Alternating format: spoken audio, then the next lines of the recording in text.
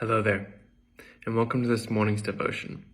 This morning's passage comes from Psalm 13, verse 1, which states, "How long wilt thou forget me, O Lord? Forever? How long wilt thou hide thy face from me?"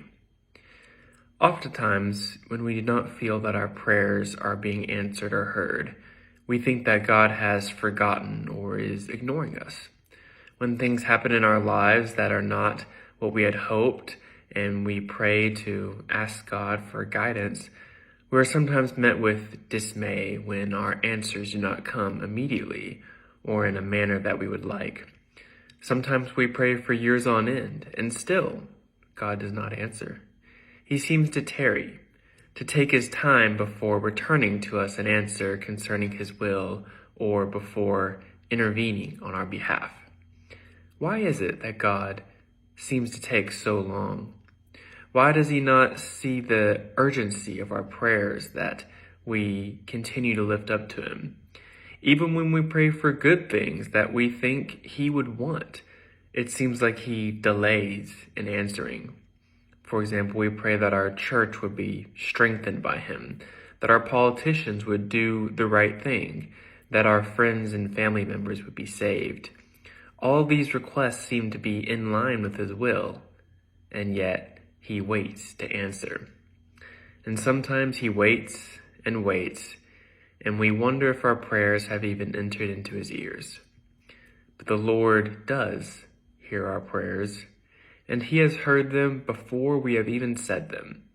God, by his very nature, cannot even forget our prayers, since he is all-knowing.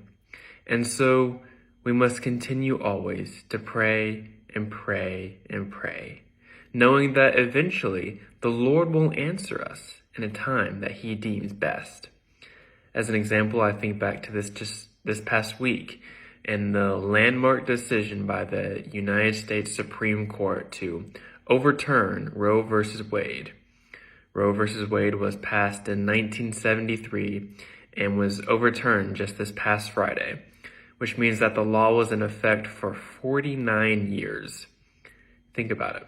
For almost 50 years, Christians all over the nation have been praying and praying that abortion will be stopped in America and for Roe v. Wade to be overturned.